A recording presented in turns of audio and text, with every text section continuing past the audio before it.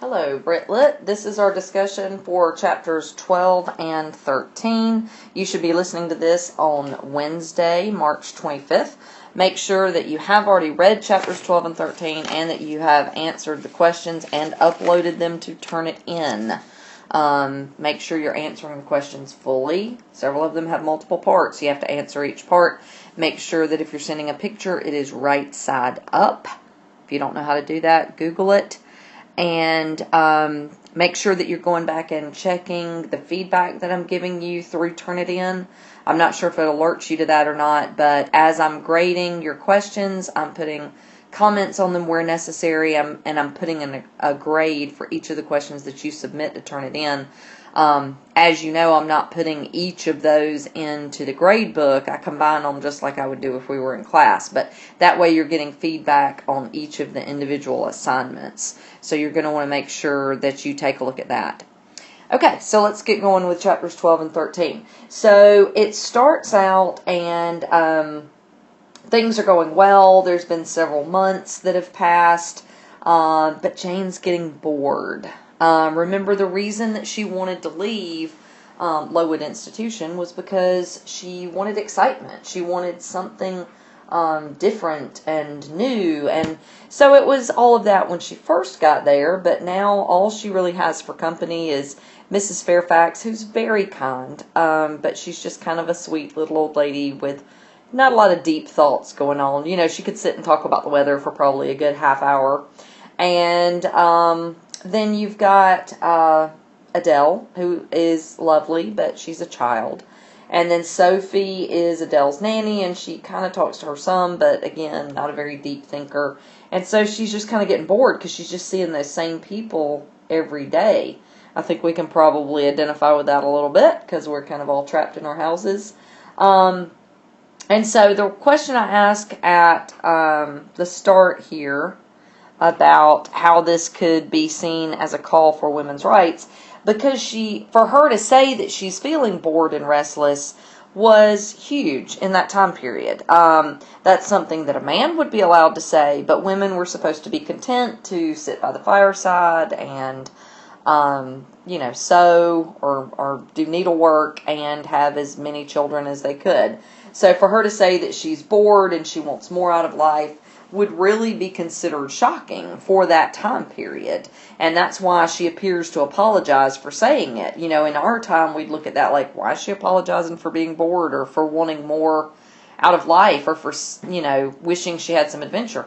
But back then, that really would be frowned upon. Like women who expressed those types of ideas would really have drawn the ire of their fellow humans. It would not have gone over well. So she says, it's in vain to say human beings ought to be satisfied with tranquility. They must have action, and they will make it if they cannot find it. And then she goes on a few sentences down to say, women are supposed to be very calm generally, but women feel just as men feel. They need exercise for their faculties and a field for their efforts as much as their brothers do. They suffer from too rigid a restraint, too absolute a stagnation, precisely as men would suffer. So, again, that was just groundbreaking for the time period. I know we look at it and we're like, well, yeah, duh. But for that time period, that was really sort of shocking for her to say. So what she wishes for is excitement, right? She wants something exciting, something new, more to life than just, the same old each day. And so there's a line that says, it is vain to say human beings ought to be satisfied with tranquility. They must have action, and they will make it if they cannot find it. So I was asking on that, do you agree or disagree? So do you think, of course, tranquility just means being calm. And I think what we're going through right now is a really good test of that. Like, are we fine to just sit at home and watch Netflix and, relax? I'm not doing any of that. I'm working around the clock, but, from what I gather, that's what a lot of people are feeling. Or do we need action? Do we need movement? Do we need excitement? Do we need to talk to other people? So I think a lot of us probably understand where she's coming from on that. And so She said that she occasionally did hear Grace Poole's creepy laugh again. Every time it sounded just as odd, but anytime she saw her, she looked perfectly normal. So that really confused her. So again, several months pass by, and one day she's just really bored. Adele's sick, and so Mrs. Fairfax asks for her to have a day off from her studies. And so Jane decides that she's going to walk to the nearby town in order to post a letter. Really, I think just more for an excuse to get out of the house than anything else. And so it's not a very long walk. It's like 2 miles to Hay, which is the nearby town. So she gets bundled up. It's quite cold, but once she gets to walking, she warms up and just kind of enjoys, the afternoon, kind of being on her own and being outside and all of that. And so she was sitting on a little causeway, which is like a little, sort of picture a stone bridge, kind of, the ones that are sort of rounded and they have a little stone edge. So she's sitting right there, and she hears a horse coming, or she hears movement, and she thinks it's probably a horse. And she says she's still young enough that she remembers some of Bessie's tales about the Geetrash, which was supposed to be like an apparition, like a ghost or a demon or something that could take the form of an animal. And all of a sudden, this huge dog comes out where she can see it. And she's thinking, okay, maybe this is one of those. It's really big and shaggy and black and white. But it ignores her and keeps going, and then soon she sees a horse with a rider, and so then that calms her down a little bit, because demons, of course, would not have something as common as a human rider. And so she's just kind of waiting out of the way for him to pass so she can keep going, when she hears a really big commotion and turns back and sees that the horse has slipped on the ice that was over that little causeway and has thrown the rider. And so they're both on the ground struggling to get up. So she goes over to offer help. And she says, she can go to Thornfield Hall or she can go to Hay, because she's kind of halfway in between. She's a mile from either one. And he's like, no, it's just a sprain. I'm fine. And so then he asks her to bring the horse to him. And she tries, but she's never been around a horse before. And, they are really big if you've ever been around one. Like you see people ride them on movies and TV, and they'll, okay, just, hop up on a horse and go for a ride. But they're actually really big. So if you're not used to being around them, they're pretty scary. And so this is a very spirited horse. And so she can't get a hold of the reins. So finally, the man asks her to help him to the horse, so that he can kind of lean on her. Which, again, would have been wildly shocking for that time period. But she agrees to help him. And he's asking, where she's going and what she's doing. And she says that she's going to post a letter, and that then she'll be returning to Thornfield Hall. And he asks her whose house that is. And she says, Mr. Rochester. And he said, well, do you know him? And she said, no, that she's never met him, and that she's the governess. And so he tells her to hurry along. So she goes to Hay and drops the letter. And that was a little bit of excitement, something new, something different. But then she's like, well, that was over very quickly. So she's kind of pottering around and taking her time going back in the house, because it just seems like it's going to be so dull when she goes back in there. But when she goes in, she can tell that there's a lot of movement. There's something going on in the house. And when she goes up to Mrs. Fairfax's room, she can see that there is a huge dog in there. And it looks like the same dog that she encountered on the path. And so she calls him Pilot, because that's what she remembers the man calling him. And he gets up and wags and comes over to her. And so she's like, okay, this is weird. So she rings for the maid. Which what that means when they ring for somebody, they had a really complicated bell system in these houses, these big houses. I actually saw something like it whenever I went to the Biltmore house over Christmas, and so they had this elaborate pulley system with these bells, and so you would pull a rope. It would look like a big kind of velvet rope, and you would pull that, and it would ring a bell below stairs, which would be where the servants were, down near the kitchen and stuff. And so she pulls the rope, and Leah comes up and says that Mr. Rochester has arrived and that he is in the dining room, and that John has had to call for a surgeon because Mr. Rochester's horse had an accident and he has hurt his ankle. So that, of course, as we end the chapter, is how we realize that she has actually met now the owner of the house. We don't know why he was acting like it wasn't his house, or asking, talking about himself in the third person, like, do you know Mr. Rochester? But we realize that this is Mr. Rochester, and he was obviously on his way to Thornfield whenever the horse slipped and fell. Okay, so chapter 13.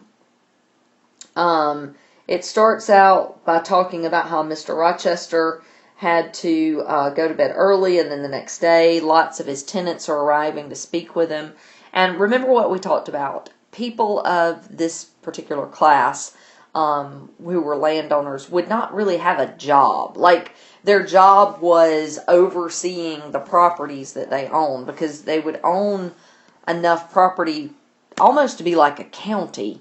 And so then all the farmers and things who lived on that property would pay them rent, and so, or taxes, and they'd have to make sure that they were paying the right amount and all of that. And then they kind of acted like not only a landlord, but almost a little bit like a sheriff or the law. If there was some kind of dispute between two of the farmers over a property line, or somebody's pig or something like that, they would generally take it to the manor house, to whoever owned all of the property, and here that would be Mr. Rochester. So he's been gone for a long time, so lots of his tenants are showing up with various things that they have, various business items that they need to discuss with him. And so Adele is super anxious to go down and see him, but Jane tries to keep her back because she knows that he's, doing business, and he wouldn't want a little child popping around. But Adele is really, really excited. And so they don't translate the French. And that's that next question there, where it's asking about number 5, about how French is used liberally throughout. Like, it's I'm sure you've already noticed there's a lot of French throughout there. And then we don't really know, they never really translate it. Well, I have an edition where they do actually translate it. So I'll read you one of the passages. It's where Adele is wanting to go down and talk to Mr. Rochester, and it starts out with like Etcela. I don't know how to do French. I do Spanish, but like Etcela. And so then what that whole little paragraph there actually means is, and that must mean that there will be a present inside for me, and perhaps for you too, Miss Eyre. Mr. Rochester talked about you. He asked me my governess's name, and if she wasn't a small person, rather thin and a little pale. I said yes, because it's true, isn't it, Miss Eyre? So that's, and you don't know it unless you've got the translation, but that's where we realize that Mr. Rochester does remember her from the lane and has asked Adele about her. So later on that evening, Mrs. Fairfax comes in and says that Mr. Rochester would like for them to take tea with him. He takes tea at 6 o'clock, and so they have to change, which was another custom that was very common in this time period in England. Everybody would dress fairly formally for dinner, which is not something they've been observing with Mr. Rochester gone, but now that he's back, they've started observing that again. And so she puts on one of her best gowns, which is still very plain, and goes in, and Mr. Rochester is reclined on the sofa because he has to keep his ankle propped up. And Adele and Pilot are there near him on the floor. And she says that she studied his physiognomy. And so that's what that question is about there. Physiognomy is, of course, no longer considered a science. It would be the same as like astrology or something. Where people think that they can, know what's going to happen to them based on what month they're born in, like whether they're Gemini or Aries or whatever. But back in this time period, it was thought to be a real science. Now we would consider it a pseudoscience. But during Bronte's time period, it was taken as fact. And so basically what it was, they believed that you could study the shape and the features of someone's face, and by looking at that, you could tell about their personality and their character. which of course, looking at that from our time period, we're like, well, that's ridiculous. But they really honestly thought it was a thing back then. So that's why she describes his face so completely. She says that he has a very square forehead and a high forehead with a broad brow. That's supposed to show intelligence. He has a decisive nose, so not a little snub nose, but kind of a very firm nose, and full nostrils, which she thinks denote that he's probably often angry. He has a very grim mouth, chin, and jaw, which shows he's probably quite forceful. So all of that, she's trying to read his character and ascertain the type of person he is just by studying his face. And if you remember when Bessie was describing her cousin John, she said he has such very full lips. That was a sign of somebody being very spoiled. So anyway, again, all that is not considered anything real now, but they took it seriously back then. So from Mr. Rochester's description, Jane decides that he is a very firm, commanding sort of person, maybe quick to anger, very forceful. Okay? So they go over and they have some tea, and Jane serves him. And while Jane is serving him, Adele comes running up, and it's another French part, so I'll tell you what that says. She says, "Isn't that so, sir, that there is a present for Miss Eyre in your little chest?" And that's what makes him start talking to Jane about presents. Cadeau is the French word for present. And so he asks, "Oh, did you expect a present? Are you fond of presents?" And she's like, "Well, I really don't know. I've never had any." I mean, bless her heart. Mrs. Reed certainly never gave her any presents. And so he says, "Well, you're not as unsophisticated as Adele. She wants a present immediately." And she's like, "Well, I've just met you. I have no reason to think you would bring me a present." And then he goes on to say that Adele is doing quite well. He's impressed with how she's been learning. And she says, well, that's the best present that any teacher could get, the fact that her pupil is learning and is showing some improvement. So he starts to sort of question her and get to know her a little bit better. He finds out she came from Lowood, and he says, "You must be tenacious of life," which means hard to kill. Because he obviously, even though they're a long way away, like 50 miles away, he knows the story because it made the papers, as far as how bad Lowood was and how many girls died there. And he says, "I don't entirely believe that's where you came from. When you came on me in Hay Lane last night, I thought unaccountably of fairy tales." So he often describes her as being almost like a pixie or a fairy or something magical with mischievous, if not ill intent. So it's almost like he's accusing her of bewitching his horse and causing the fall, because fairies are known for being mischievous. And so while she says that, after he's talking about that, and he says, "Were you waiting for your people there?" He's insinuating fairies or some kind of magical creatures. And she says, "Oh no, the men in green all forsook England 100 years ago, and not even in Hay Lane or the fields about it could you find a trace of them. I don't think either summer or harvest or winter moon will ever shine on their revels more." And Miss Fairfax drops her knitting like, oh my goodness, they're talking about imaginary creatures like they're real. But that's because Miss Fairfax doesn't really have an imagination. And so obviously Mr. Rochester does, and they're sort of matching wits, and he's impressed with Jane. So he continues to question her about what her life was like at Lowood and all of that, and then asks if she can play the piano. And she says she can a little, and he demands that she plays it, and she does, and he's like, "Yeah, you're right, maybe a little." And then he says, "Well, Adele showed me some sketches this morning, so do you draw?" And that's the one thing that she really does enjoy. That's where her talent lies. She really enjoys drawing.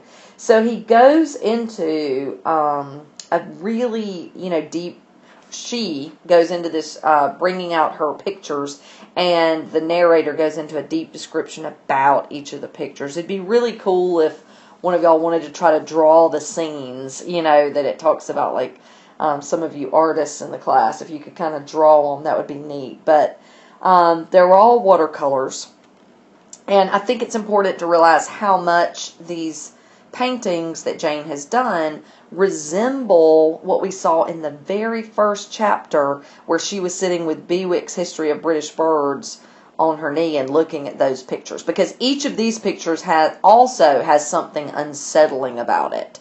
You know, she's not painting a bouquet of flowers or a bowl of fruit, or, you know, the typical thing you might have expected a young lady to have in her portfolio. The first one is clouds over a sea. So it's this rolling sea. There's billows or waves. And there is a half-submerged mast which has a cormorant sitting on it, which is a big black seabird. And he's got a golden bracelet with gems in his beak. And then looking before that, underneath him, you can see that there's a drowned corpse in the water. And the only part you can really see of it is a fair arm.